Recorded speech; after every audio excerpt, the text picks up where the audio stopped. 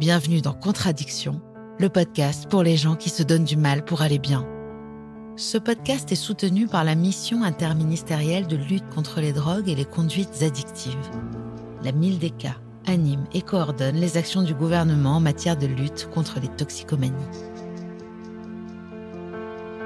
Pour moi, c'était un palliatif à mon manque total de confiance en moi. Aucune confiance en moi sur aucun plan. Je veux dire que à la fois sur le plan de l'écriture, mais aussi, par exemple, j'étais le mec le plus timide du monde. Enfin, avant que j'entreprenne de confier mes sentiments à une jeune femme, si je m'étais écouté, si j'avais pas bu, il serait passé en gros 15 ou 20 ans.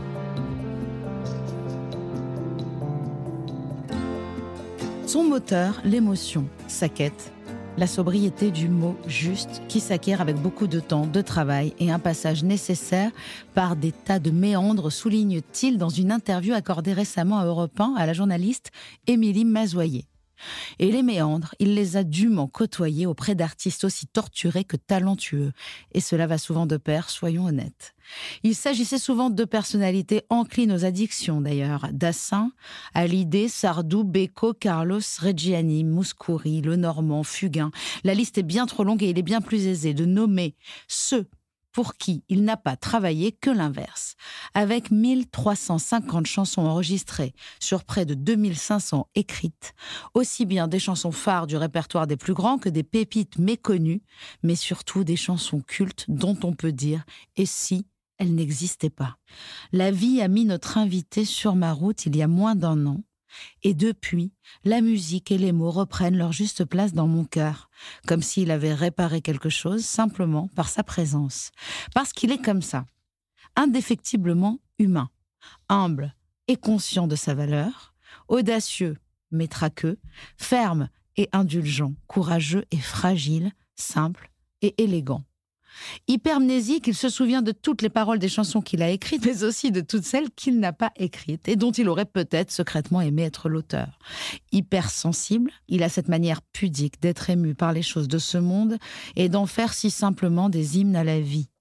Hyperactivité, hyper-réalisme, hyper-acousie, hyperfectionnisme. Les hyper s'empilent façon Capla et on se demande souvent comment ce petit grand homme de presque 80 ans peut transmettre autant de ses envies, de son histoire, de sa passion sans jamais s'essouffler. Encore une preuve que le don est un cadeau que l'on se fait à soi-même. Mais tout ce trop ne cache-t-il pas un petit quelque chose de pas assez ? Cette obsession de faire, de laisser une trace à tout prix, n'est-elle pas le révélateur d'une peur tenace de disparaître ? Car au-delà de la mort, il y a chez Claude Lemel la crainte épouvantable de ne pas avoir existé. Football, amour, alcool, gloire, frisson, tendresse, je prends tout pêle-mêle et je suis bien partout, écrit-il pour Serge Reggiani dans le prodigieux « Il faut vivre ». Remplir le vide est le propre de l'addiction, et cet amoureux de Brassens et de Brel en sait quelque chose. Il en a croisé des gens avides d'amour, de succès, d'intensité, à commencer par lui-même sans doute. Dans les vapeurs d'alcool et la fumée des soirées folles parisiennes, qu'on imagine très haléniennes, de Woody, pas de la laine, quoique ça marche aussi. Claude a vécu tant de vies, 2500 exactement. Et il continue, dans la sobriété la plus totale, depuis près de 4 ans, de persévérer à vouloir écrire à la fin de la fête. Quelque chose a changé pendant que nous passions. Bonjour Claude Lemel, quelque chose va changer pendant que nous parlons, j'en suis certaine. Merci d'être là. Merci à toi de me recevoir. C'est un honneur parce que je te connais depuis peu de temps. Quelques mois, oui. Quelques mois oui. À peine. Il se trouve que depuis, des portes se sont ouvertes et beaucoup d'aides aussi. Tu fais partie de tellement de comités d'aide, en tout cas apportés aux artistes. Tu participes à des aides aux artistes qui m'ont été accordées et dont je te suis extrêmement reconnaissante. Voilà, déjà pour ça. Aider, c'est peut-être une des choses les plus importantes de la vie, me semble-t-il. Donc, ça me semble naturel. Voilà. Moi, je te connaissais depuis longtemps. Moi, je connaissais tes chansons. Et je t'aimais depuis longtemps. C'est ça qui est fou. C'est que plusieurs toi, tu me personnes, connaissais... j'avais dit, oh là là, j'aime beaucoup les chansons de Rose. Et plusieurs personnes, j'ai demandé, vous la connaissez pas ? Non, c'est vrai. J'avais vraiment envie de te connaître. Voilà. C'est chose faite. C'est fait. C'est chose faite. Je connaissais tes chansons et moi, j'ai pas été élevée dans la chanson française du tout par mon père qui écoutait vraiment que de la musique américaine, la folk et de la pop anglaise. Donc, j'ai écouté les chansons françaises de ma génération, c'est-à-dire Cabrel, Goldman, et à partir du moment où, c'est vrai, tu écrivais peut-être moins pour ces artistes-là et qui écrivaient eux-mêmes leurs chansons. Oui, c'est des gens qui écrivent leurs chansons, Exactement. donc ils n'ont pas besoin de moi, pas plus que Brassens n'avait pas besoin de moi, pas plus que Stromae n'a besoin de moi. Bon, en tout cas, on l'a vu dans l'introduction, les sujets sont vastes, les angles sont nombreux pour parler d'addiction et surtout par rapport aussi à ton histoire et à tout ce que tu as vécu, rencontré et tous ces personnages hauts en couleur que nous, on ne connaît que dans des vieux clips en noir et blanc avec qui grésillent un petit peu comme ça et je suis tellement heureuse de pouvoir apprendre davantage de ces personnages-là. Avant de rentrer dans le vif du sujet, est-ce que tu aurais de but en blanc une définition de l'addiction? Qu'est-ce que c'est l'addiction pour toi, Claude ?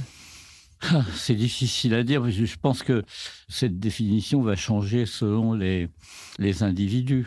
Je sais que pour moi, c'était un palliatif, alors bon, ami ou ennemi, à mon manque total de confiance en moi. Déjà, tu te l'octroies, c'est-à-dire que pour toi, l'addiction, vraiment, tu sens que tu l'as vécu, donc. Je l'ai vécu complètement. Et pour moi, c'était ça, mais pour d'autres personnes, Reggiani, par exemple, qui était vraiment très addict à l'alcool et qui n'a jamais, lui, réussi à s'en débarrasser, lui, je pense que ça venait du fait que, après avoir eu un début de carrière flamboyant au cinéma, il était plus ou moins rejeté par ce milieu parce que une rumeur épouvantable courait à son sujet, c'était « Ne prenez pas Reggiani, il porte malheur ». C'est pas vrai. Oui. Et ça, il l'a dit plusieurs fois. Et je pense que son alcoolisme date de là. Encore dernièrement, quelqu'un m'a dit « Ah oui, mais c'est quand son fils s'est suicidé ». Bon, alors évidemment, il est clair que ça n'a rien arrangé. Ça n'a pas arrangé les choses. Mais c'est pas du tout de ce suicide que date son alcoolisme. Il avait commencé bien avant. L'alcoolisme commence, certes, à un moment, peut-être à ce moment précis du rejet, mais c'est un révélateur de quelque chose qui date d'encore plus loin souvent. Moi, j'aime bien ta définition, c'est ça, un palliatif, c'est pallier à quelque chose, vraiment. Oui, en ce qui me concerne, c'est clair que c'était ça. Bon, j'ai toujours pas d'ailleurs. Mais maintenant, je fais avec. Aucune confiance en moi, sur aucun plan. Je veux dire que, bon, à la fois sur le plan de l'écriture, mais aussi, bon, par exemple, j'étais le mec le plus timide du monde. Enfin, avant que j'entreprenne de confier mes sentiments à une jeune femme, si je m'étais écouté, si j'avais pas bu, il serait passé en gros 15 ou 20 ans, quoi.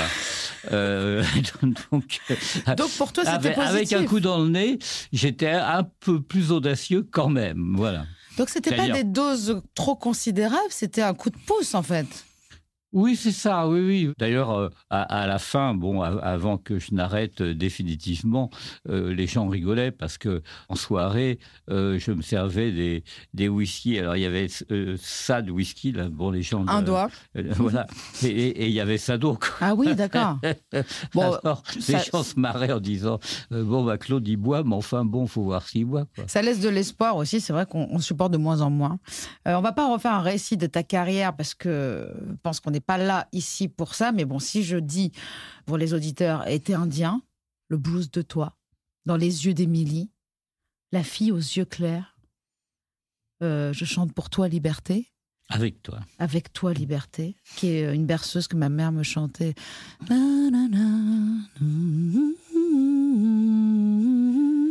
Salut les amoureux. Alors ça, c'est ma préférée. La bête immonde que j'ai découvert en préparant ce podcast, qui est carrément un chef-d'œuvre. Big Bisou. J'ai aussi redécouvert la dimension de Big Bisou. La fleur aux dents, première chanson écrite pour Reggiani. Non, pour Dassin, première chanson, première collaboration. C'est pas la première, c'est le premier succès. Voilà. Je vous conseille d'aller regarder tout ça sur les sites dédiés, documentaires, vidéos, trip album chanté par toi-même, d'ailleurs, de toutes tes chansons. Non.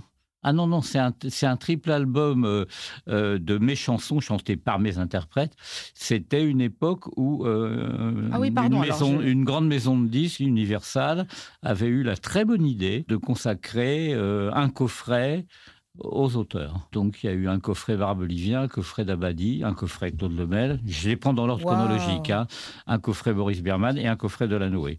Ça s'est arrêté là, malheureusement. Il aurait pu y en avoir d'autres, parce qu'il y avait d'autres auteurs qui méritaient ça. Mais comme on le sait, Universal a changé de directeur. Donc, ils ont arrêté cette collection. Alors que je crois qu'elle ne marchait pas si mal que ça. Donc, il y avait un coffret de 3 CD, donc 48 chansons.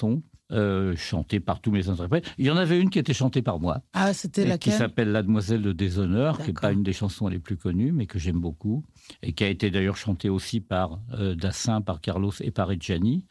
Donc c'est assez rare d'avoir sur une même chanson des interprètes aussi différents. Il y en a beaucoup de chansons à toi qui sont passées dans plusieurs bouches, j'ai envie de dire. Mais qui ont beaucoup de reprises. Oui. Beaucoup. Salut les amoureux, par exemple, je l'ai entendu tellement de fois dans des films. Oui, mais à toi aussi, dernièrement. Bon, il y a M qui l'a reprise.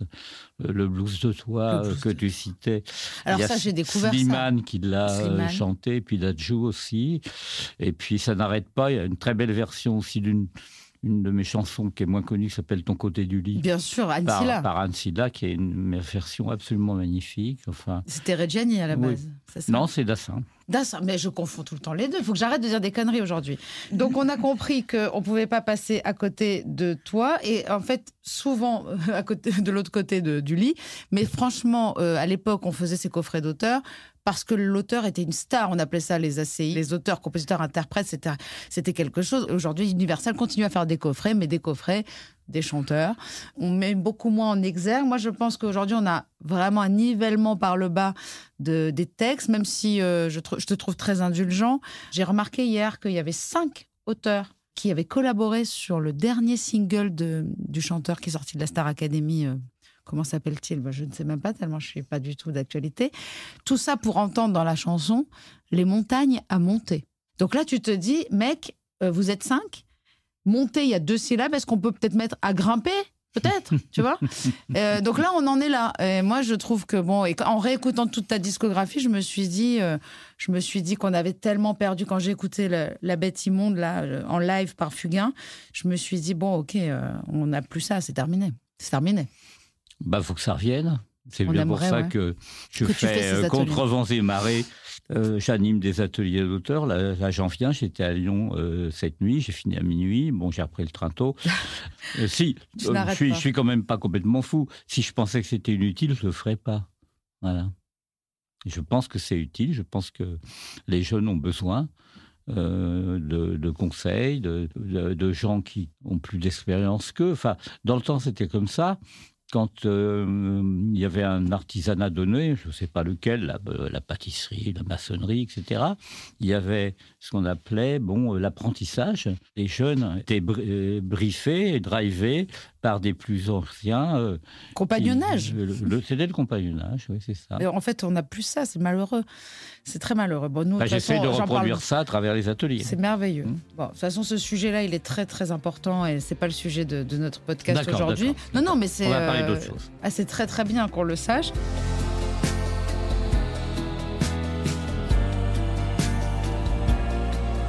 Moi, je veux savoir déjà comment ça a commencé, puisqu'on ne va pas non plus raconter toute ta carrière, mais ce premier coup de foudre avec Joe Dassin. Et quel rôle a joué l'alcool la nuit ? Comment est-ce que ça a commencé la nuit ou le jour ? Alors, ça a commencé la nuit, mais pas du tout dans un contexte alcoolisé. Moi, je passais tous les mardis soirs au Centre américain d'étudiants et d'artistes, qui se situait au boulevard Raspail, dans un spectacle qui s'appelait Houtneni, ce qu'on appelle aujourd'hui une scène ouverte. Voilà. D'ailleurs, que tous les jeunes pouvaient venir chanter sans aucune audition, sans rien. Bon.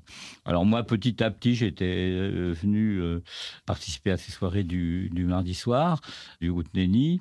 Et je m'étais fait ma petite place parce que ça marchait bien. Les gens qui assistaient à ça, c'était en grande partie des étudiants, aimaient mes chansons. Bon.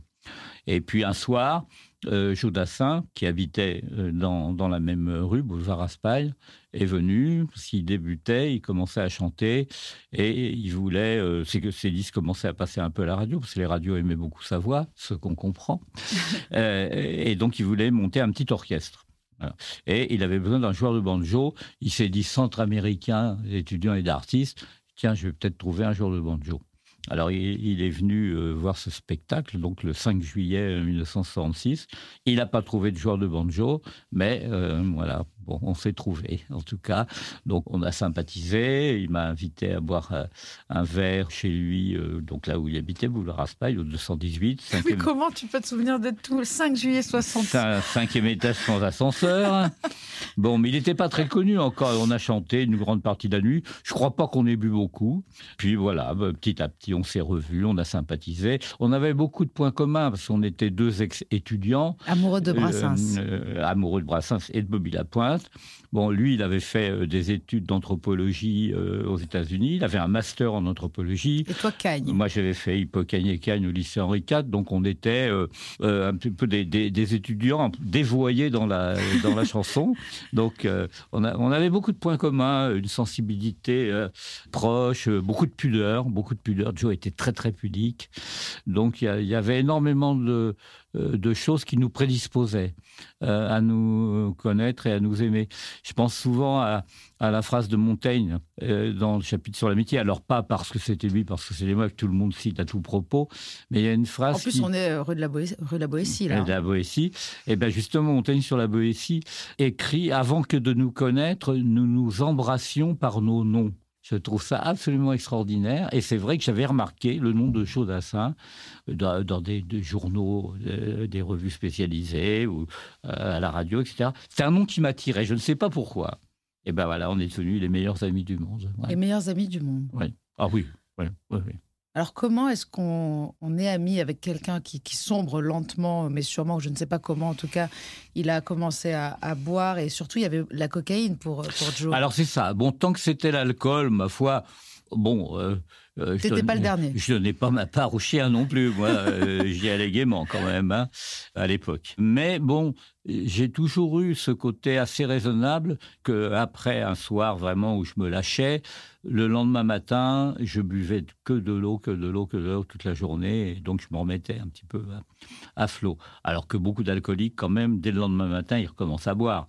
Ce qui était le cas, par exemple, de Mort Schumann, qui arrêtait de boire quand il tombait et qui recommençait à 11h du mat à l'aquavite et à la bière. Bon. Carlos aussi commençait le matin. Hein.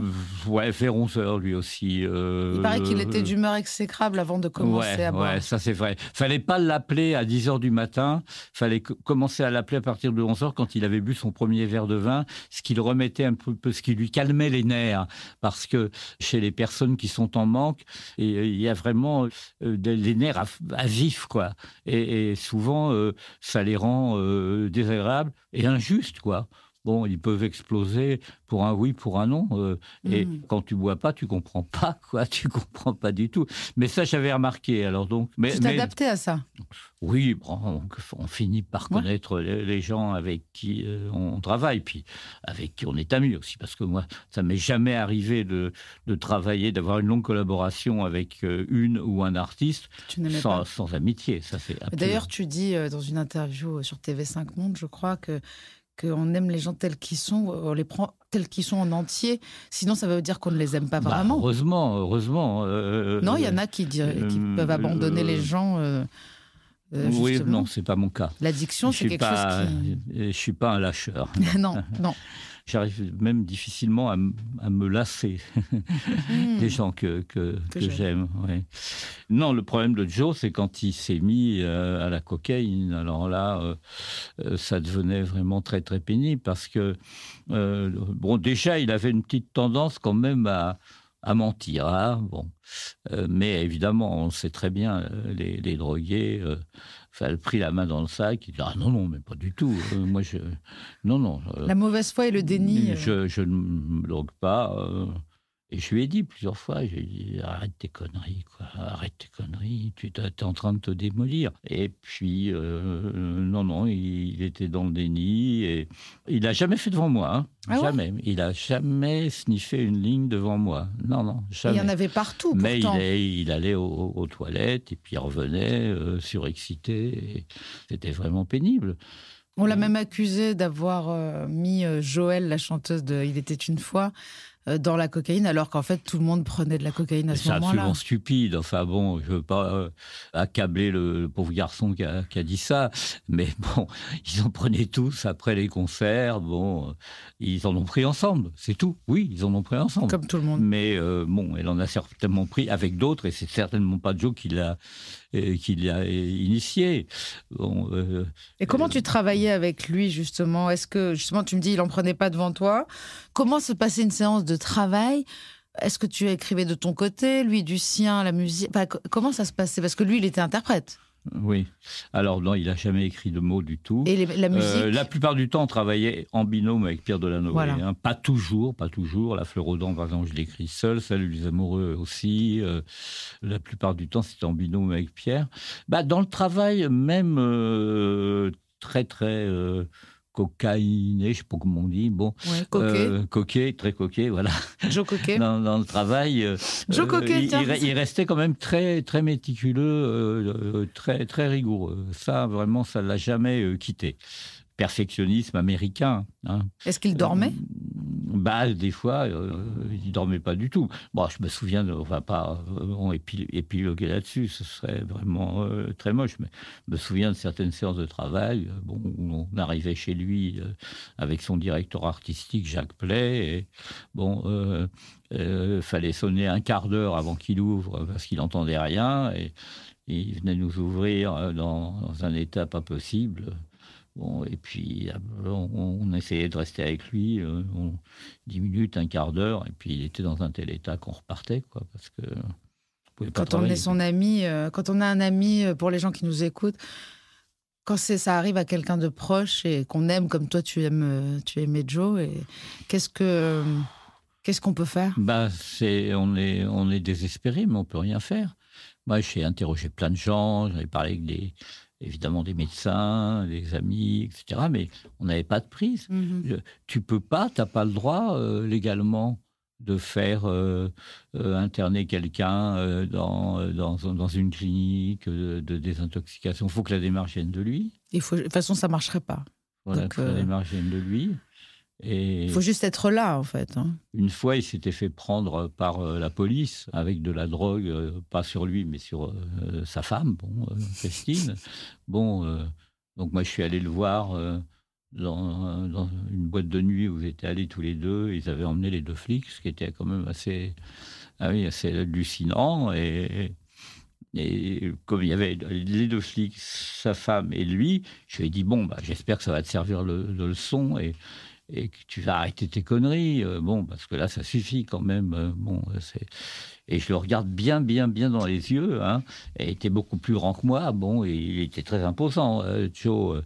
Et puis moi, avec ma timidité, mais là, j'étais tellement énervé que j'ai pas été timide. J'ai dit, arrête tout ça. Je te dis ça, pauvre con, parce que je t'aime. Je t'aime. Et il s'est mis à rire. On ne va pas évoquer sa disparition un peu hâtive, qui était sûrement, en tout cas, due à des problèmes de cœur. Alors, pas du tout. Non, je veux dire, pas ce jour-là. Une overdose, non, voilà, c'est pas clair. du tout. Non, parce qu'il y a des gens qui l'ont dit aussi. Ça, non, c'était son cœur, un arrêt cardiaque. C'est évidemment l'accumulation d'excès qui a déclenché cette crise cardiaque. Alors foudroyante, ça a duré. C'était sous tes yeux un repas. Là, oui, un déjeuner à Tahiti, mais ça a duré une seconde. Tu m'as même raconté que tu as entendu ce qu'on appelle le dernier souffle. Ah oui, mais je le dis dans mon bouquin, dans mon bouquin sur je le dis. Ah oui, je l'ai entendu, ce qu'on appelle expirer. Le dernier souffle, de se vider. Oui. Vider de l'air qu'il avait respiré. Ça nous fait la liaison sur notre sujet, puisque le vide... Alors, je ne sais pas, peut-être que je ne devrais pas raconter des anecdotes comme celle-là. Je sais que quand j'ai écrit le bouquin sur Joe, je l'avais mise, cette anecdote de la boîte de nuit et des deux flics, et puis on m'a demandé de l'enlever. Ah oui, d'accord, ok. On m'a demandé de l'enlever. Mais là, on est entre nous. Et on est entre nous et quelques auditeurs. Parce que... si jamais ça peut aider des gens à se débarrasser de ce truc-là, c'est bien, faut le dire. Ça n'enlève rien à l'affection que j'avais et que j'ai toujours pour lui. Ça n'enlève rien à son très très grand talent. Moi, quand j'ai écrit mon bouquin, c'était en 2005, il y a donc presque 20 ans, j'avais mis longtemps avant de l'écrire, j'attendais que les enfants soient grands. Les enfants de Joe, bien sûr, oui. Je me suis fait engueuler par des fans. Oh, ah, vous n'avez pas le droit de dire ça, etc.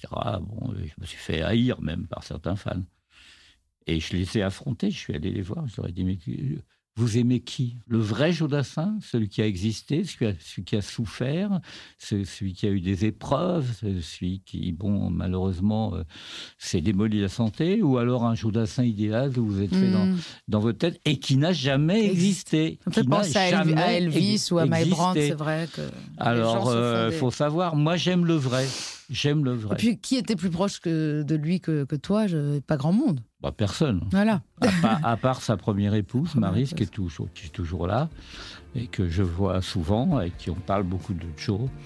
Et je pense que la vie de Joe aurait certainement été différente s'il était resté avec elle.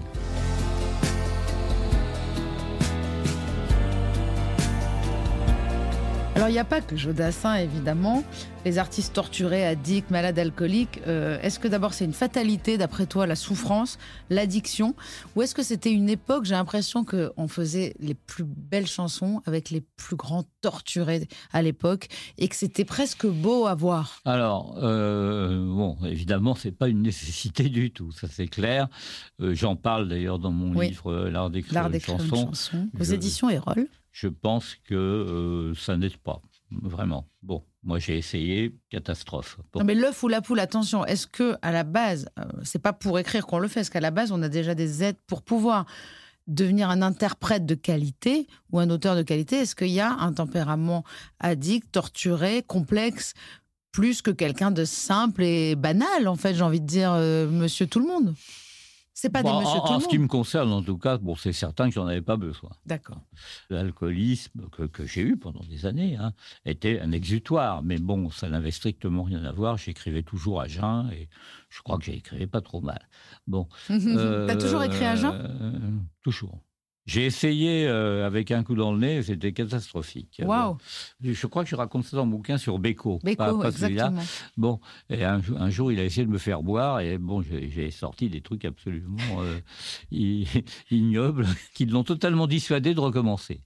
Non, j'ai connu des gens très sobres, par exemple comme Sacha Distel, bon, qui était vraiment un très grand artiste, un très grand musicien, un très grand guitariste et pour moi un très bon crooner. Oui, c'est vrai. Qui n'a jamais commis d'excès. Bon, Michel Fugain est plutôt sain. Bon, Michel, bon, on s'est pris quand même quelques bonnes muflées ensemble, mais on ne peut pas dire que c'est un alcoolique, non. Non. On prenait des cuites de temps en temps, mais ça, qui n'en a pas pris, bon. Et tes idoles, Brel et Brassens, qu'est-ce qu'on en dit? Ils buvaient bien. Ils buvaient bien. La table ronde avec Léo Ferré. Tous les deux. Moi, je suis passé surtout Brel, non? Ah, Georges, il buvait bien son coup, quand même. Bon, mais il avait beaucoup de problèmes. C'est une époque aussi. Il était quand même assez souffrant. Je ne pense pas qu'il pouvait boire tant que ça. Mais Brel, moi, je l'ai connu, il avait déjà son cancer du poumon, donc il fumait plus. Mais il buvait bien, Et puis, il tenait le coup. Je me souviens d'une soirée où j'avais un copain qui voulait absolument que je chante devant Brel, ce qui me tétanisait totalement.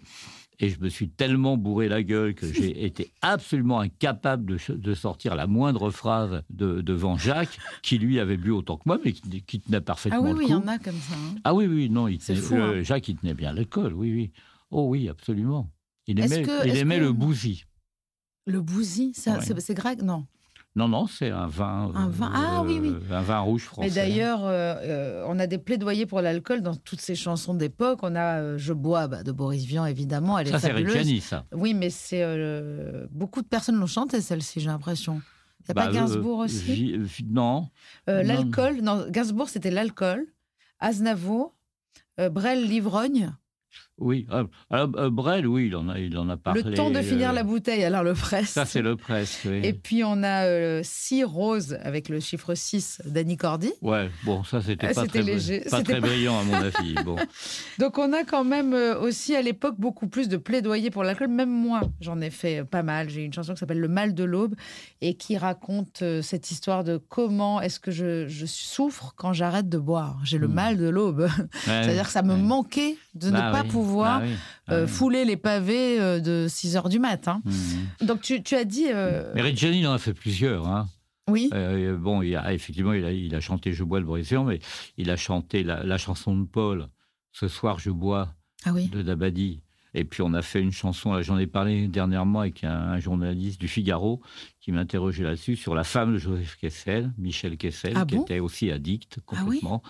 C'est pour ça qu'il s'est intéressé aux alcooliques anonymes, Joseph Kessel, c'est grâce à sa femme peut-être? Ah, pas complètement. D'accord, parce que le livre est incroyable. Complètement. Chez les alcooliques anonymes. Et donc, la chanson que j'ai écrite pour Serge, qui s'appelle Michel, qui parle de Michel Kessel, parle des alcooliques anonymes aussi. Mais c'est pas vrai, je la connais pas. Que Serge a fait également. Il faut absolument... Serge, il a Comment fait les alcooliques. Comment s'appelle cette chanson? Michel, c'est sur l'album Reggiani 89. Et ça parle des alcooliques anonymes? Ah, complètement, ça commence comme ça. On l'écoutera à la fin de l'épisode, je crois. Ça commence comme ça. Alcooliques Anonymous, ça commence comme ça, avec le terme latin. Je ne la connais pas. Ouais. Non, mais elle n'est pas connue du tout. Mais le gars qui a écrit un bouquin sur Kessel, il a réussi à la dénicher et il m'a appelé l'autre jour pour m'interroger là-dessus. Et je lui ai dit que c'était la volonté de Serge. Mais j'imaginais Serge dans une séance des alcooliques anonymes. Alors, alcoolique sûrement, mais anonyme, qu'est-ce que tu veux? T'es dans le truc, tu dis je m'appelle Serge, je suis alcoolique. Tu sais, d'accord. Bon, et alors? Claude, chez les AA américains, on a des gens, j'ai pas le droit de le dire parce que c'est anonyme, on a Elton John et il est là, il dit bonjour, je m'appelle Elton and I am an alcoholic. T'as Brad Pitt, t'as Bradley Cooper. Serge, il fait la même chose. Voilà. Et Serge, d'ailleurs, tu lui fais chanter cette phrase, entre autres, dans cette chanson merveilleuse dont je parle dans l'introduction, Il faut vivre, s'endormir presque à jeun et se réveiller ivre. Ouais. Est-ce que, déjà, il y a le presque qui m'a étonné quelque part. Est-ce que c'est pour le nombre de pieds ou est-ce que c'est vraiment parce que pour toi, c'était impossible d'imaginer Serge s'endormir à jeun? La réponse est toute simple, je ne l'ai pas écrite pour lui. Voilà. J'ai écrit ce texte un soir des années 80, fin des années 80, et j'étais chez un couple d'amis, parce que moi, entre autres passions, j'ai celle du football. Voilà. Ah oui, tu as aussi écrit... un livre sur le club nantais. Oui, ça, c'est ce qui est dit sur Wikipédia. C'est totalement faux. Alors, c'est quoi cette histoire? Ah non, mais il m'a dit la même chose, le journaliste du Figaro. Non, sur Wikipédia, tu as écrit un livre sur l'équipe de football nantaise. Non, mais c'est complètement faux. Par contre, Les yeux d'Émilie, je ne savais pas que c'était toi. Et là, carrément, c'est la claque. Hein. Oui, mais alors Les yeux d'Émilie, ça c'est malgré moi. Bon, c'est devenu tu sais que c'est un hymne d'abord du basket et ensuite du football. Bon. C'est devenu un hymne malgré tout. C'est un retour de chanson, c'est une seconde vie incroyable. C'est très bizarre. Et donc, pour faire vite, je suis chez ses amis. Donc lui, c'était Henri Michel, c'était un très grand footballeur, capitaine du FC Nantes, capitaine de l'équipe de France, futur sélectionneur de l'équipe de France. Je crois d'ailleurs que quand j'ai écrit le texte, il était sélectionneur. Et ils étaient en train de se séparer. Et moi, j'aimais beaucoup Henri, j'aimais beaucoup son épouse, Suzanne, qui était...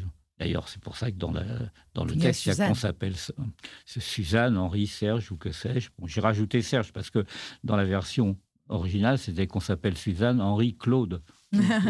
Et j'ai écrit ce texte dans la nuit et je l'aurais laissé sur la table de la salle à manger, donc pour le petit déjeuner. Voilà. Je l'aurais laissé comme un message de vie, d'espoir, d'amitié. Voilà. J'ai écrit « Il faut vivre pour eux ». Et ça n'est que 10 ans plus tard, qu'en feuilletant mon cahier, je suis tombé sur ce texte. Et je me suis dit, tiens, ça serait peut-être pas mal pour Serge. Mais ça n'a pas du tout été écrit pour lui. D'accord. Voilà. Mais ça lui allait comme un gant. Ah évidemment, oui, bien sûr. Et c'est une phrase qui, pour moi, est essentielle pour nous addicts, c'est-à-dire qu'on a besoin de trouver autre chose que l'ivresse au premier degré, c'est l'ivresse de la vie. Donc se réveiller ivre, ça veut dire juste ivre de vie, en fait. J'ai senti cette phrase comme ça et j'y crois beaucoup. M'endormir presque à jeun, me réveiller. C'est incroyable. Avoir le premier geste et pas le dernier mot. Je trouve que d'avoir raison, en tout cas, ne m'a permis d'aller nulle part. Je trouve que d'avoir tort et de laisser les autres s'exprimer nous permet d'apprendre quand même. Mais écoutez. Je veux dire, le rôle d'un auteur, en particulier un auteur de chansons, c'est avant tout d'écouter. Ah oui.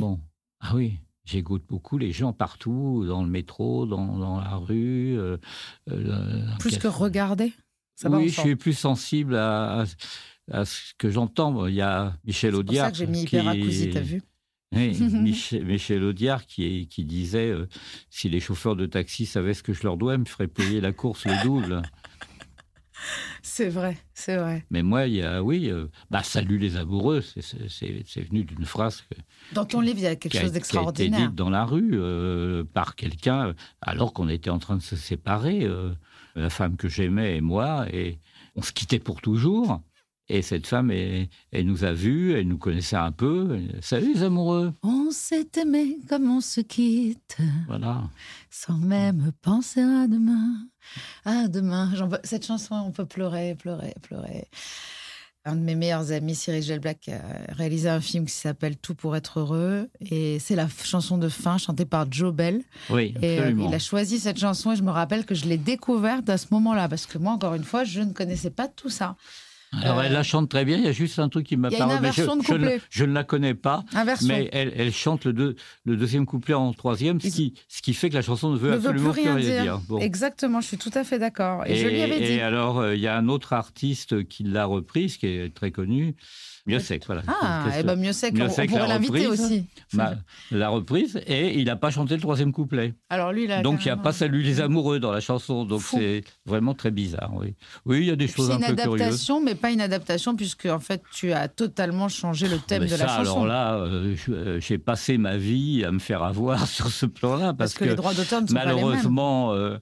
Les artistes me donnaient des chansons anglaises ou italiennes ou espagnoles. C'était la mode. Adapté.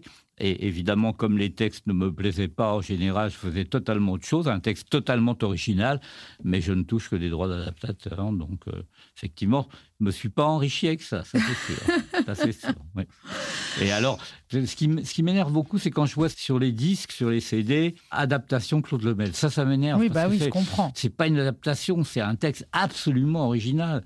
D'ailleurs, la plupart du temps, les textes originaux n'avaient pas marché. L'été indien dans la version originale, ça n'a pas marché du tout. Et si tu n'existais pas, je ne sais même pas s'il y a une version originale, mais il y a un texte original qui a été déposé. Nous, que j'ai écrite pour Herwiller, qui était quand même un très gros succès, ça n'a pas du tout marché, la version originale, pas du tout. Bon, donc c'est un peu énervant, oui. Comme je l'ai dit dans l'introduction, et comme on le comprend en t'entendant, tu te rappelles de tout, tu n'arrêtes jamais, tu rentres de Lyon, tu as fini à minuit, ce soir tu as un atelier. Oui. Quand je t'ai demandé l'autre jour comment ça allait au téléphone, tu m'as répondu « ça va très bien, j'ai beaucoup de chance, je suis très occupée ». C'est vrai que c'est une chance. Je ne sais pas, moi je n'aime pas être trop occupée. Je trouve ça génial. Qu'est-ce que c'est ? Il y a une crainte de l'ennui, de la routine. Tu veux tromper. En fait, c'est la peur du vide. C'est ça l'addiction souvent, hein, c'est remplir le vide. Non, c'est pas ça. Ils m'ont posé la même question hier à Lyon, les gens de mon atelier lyonnais. Alors c'est très simple. Je vais avoir 79 ans dans quelques mois. Alors, je dis ça sans aucune espèce de crainte, ni d'appréhension, ni quoi que ce soit. C'est un simple constat. J'ai plus beaucoup de temps. Et moi, je suis un amoureux de la vie. Voilà. Alors, ce temps, j'ai l'intention vraiment de l'occuper le plus possible, de faire le plus de choses possibles et surtout d'aider le plus possible. Parce que c'est quand même ça qui est le plus important.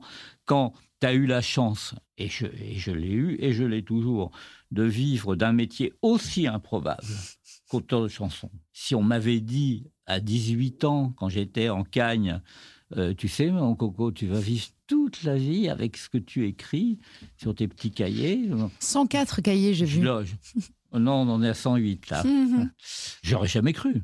Un jour, il y a un gars qui, croyant être très méchant avec moi, m'a écrit un courrier très désagréable parce qu'au bout de 4 ans où j'essayais de l'aider, bon, je lui avais dit, écoute, ça suffit, je peux plus, là. Bon, j'avais tout fait pour lui. Alors, il m'a écrit un courrier très agréable en disant, tu ne penses qu'à ton fric et à tes ambitions. Mon fric, non, parce que les 2/3 de mes activités sont bénévoles. Et mes ambitions, mais quelles ambitions il veut que j'ai ? Mais j'ai été mais comblé au-delà de mes rêves les plus fous. Encore une fois, si on m'a dit à 18 ans, tu vivras toute ta vie avec tes chansons, j'aurais jamais cru. J'aurais dit, la personne qui me dit ça est une folle ou un fou. Bon, mais j'ai aucune ambition, bordel. Sauf celle, effectivement, maintenant que la vie m'a donné ça, a eu la gentillesse de m'accorder ça, je dois rembourser à la vie la chance qu'elle m'a donnée. Mon but et mon rôle sont d'aider le plus possible les gens dans différents domaines et de différentes façons. D'accord, donc c'est pas du tout justement... Moi, ça me fait rire parce qu'il faut vivre. Moi, je le vois plutôt pour toi aussi. Vivre et faire, quoi. Pour moi, c'est différent parce que moi, je peux vivre sans rien faire. Je peux être très heureuse juste en vivant, en respirant. Toi, tu as besoin de faire aussi. Mais c'est surtout le don, en fait. Oui, parce que le temps m'est compté et que... Mais tu as toujours été comme ça. Si j'arrive à passer une journée en me disant j'ai pas été assez utile. Productif. Non, utile, plus que productif. Qu'est-ce que c'est que cette volonté d'être aussi utile ? Alors, c'est magnifique aussi de voir comment tu as commencé. Moi, j'adore cette histoire, que c'est ta nounou, je crois, qui te dit « t'es un bon à rien » ou je ne sais plus quoi. Et toi, tu lui dis « je vais lui prouver ». Tu montes dans ta chambre et tu commences à gratter, à écrire un texte pour lui dire « voilà ». Il faut croire que c'était quand même... très profondément ancré en moi. Oui, mais le but, c'était aussi de me prouver au monde entier que tu n'étais pas un incapable. Et donc, cette utilité-là fait de toi quelqu'un de capable. Surtout à moi. Parce qu'à elle, bon, je pense que la pauvre, elle était illettrée en plus. Bien sûr. Donc, c'était pas elle. C'était pas pour elle le poème. Ouais, ça avait dû réveiller quelque chose en moi. Bon, une espèce d'angoisse, justement, d'être bon à rien. Donc, comme quoi les mots... Mais je l'ai toujours, hein. Je n'ai toujours aucune confiance en moi. J'ai du mal à le croire. J'ai tellement de mal à le croire. Quand on lit ton livre, L'art d'écrire une chanson, que j'ai dévoré et que je lis tous les jours pour travailler, que tu m'as gentiment dédicacé, joliment en plus. Pour terminer, moi, il y a quelque chose d'important, c'est la liberté dans l'écriture que tu associes à la contrainte. Et donc ça nous parle, nous, addicts, parce que c'est dans la contrainte, dans le cadre, dans la discipline, qu'on peut trouver une liberté. Et toi, tu m'apprends ça dans les ateliers d'écriture, d'écrire un texte sans adjectif, d'écrire un texte qui a tel thème, mais attention, cette contrainte-là, je ne la connaissais pas. Et moi, j'écris sur mon propre nombril, et j'ai lu dans ton livre aussi cette phrase extraordinaire, votre nombril a moins de chance d'être le centre du monde que la gare de Perpignan. Je suis totalement d'accord, j'ai l'impression que tu parles pour moi.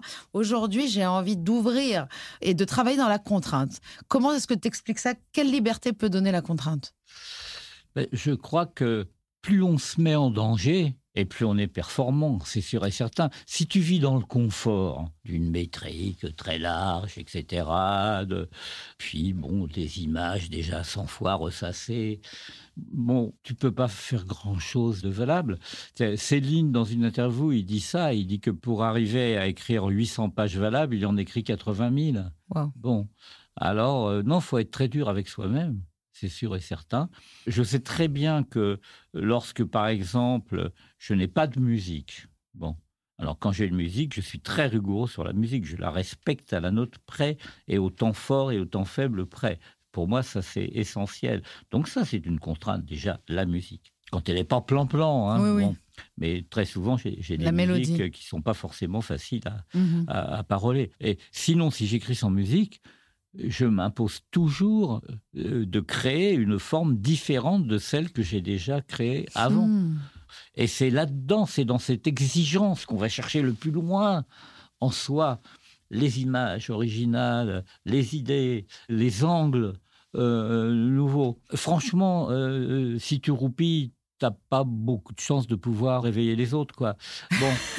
Brel, il disait, on fait un métier, faut pas avoir 2 grammes d'habileté.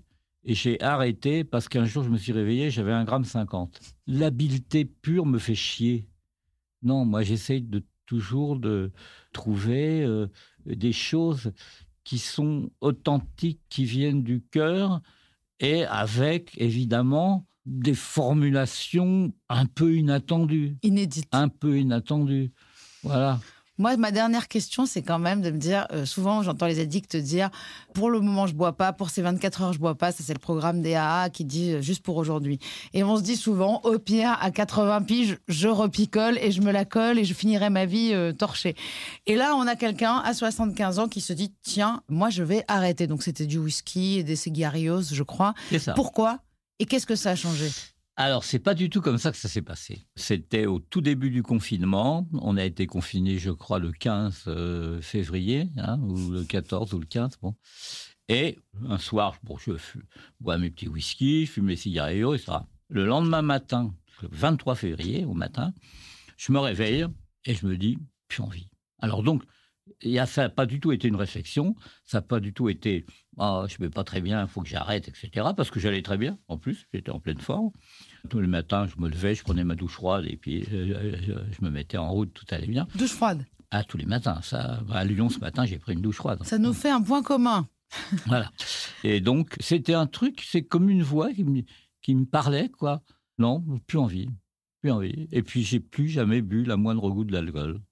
Et est-ce que tu as vu un changement dans ta façon d'être, ta personnalité, ton travail? Je pense que les autres le voient. Moi, j'ai entendu dire que tu étais beaucoup plus facile, beaucoup moins dur, oui. Peut-être un peu moins. Il y a deux, trois personnes qui m'ont dit, c'est vrai que ces dernières années, il prend moins la mouche, on va dire, ce genre de choses. Oh, ça m'arrive encore de l'apprendre. Hein. Oui, mais moins. Peut-être moins, oui. Bon. En même temps, tu prends la mouche pour des choses réelles et concrètes, et c'est toujours pour aider. Oui, la plupart du temps, c'est ça. C'est parce que ça t'énerve de voir les gens rester justement dans leur côté plan-plan. Et puis d'être mal compris quelquefois dans les intentions que j'ai, qui sont toujours des intentions vraiment d'être utiles. Quoi. Ouais. Et puis parce que tu donnes tellement que quelque part, quand les personnes ne prennent pas cette chose-là pour en faire quelque chose d'utile eux-mêmes, c'est vrai que ça doit être rageant. C'est vrai. Mais en tout cas, l'arrêt de l'alcool et des cigarios, ça a été, je dirais presque malgré moi, ça a été comme une évidence, un matin, donc le matin du 23 février 2020, je me suis réveillé et ça a été, plus envie. Quelle chance. Bon, en tout cas, on va pas, nous, addicts, on essaye de pas attendre 75 ans pour arrêter. Si on devait conclure, ne restez pas dans le confort, cette fameuse zone de confort, j'aime pas ce mot, mais le côté plan-plan. La douche froide, on n'oublie pas ça. La douche froide, c'est important. Mais ça, même quand je buvais le soir, c'était la douche froide le matin. Moi, je suis totalement d'accord. Et le don. Voilà, moi, si je devais retenir 3 choses qui peuvent nous rendre heureux et faire de nos journées des choses un peu légères, il faut vivre. Hein. Il faut vivre. Voilà, donner à perte d'âme, éclater de passion. Pour que l'on puisse écrire à la fin de la fête, quelque chose a changé pendant que nous passions. C'est les 3 derniers vers du texte. Et c'est comme ça que j'avais terminé mon introduction. Et puisqu'il faut conclure, n'est-ce pas, Claude, parce que tu mets ça dans ton livre et ça m'a fait rire, je me dis, il veut vraiment pas partir. Puisqu'il faut conclure, c'est son dernier chapitre. Et puisqu'il faut conclure, Claude, je te remercie infiniment pour cette interview et pour tout le reste. Je te remercie aussi et je suis très content de te connaître.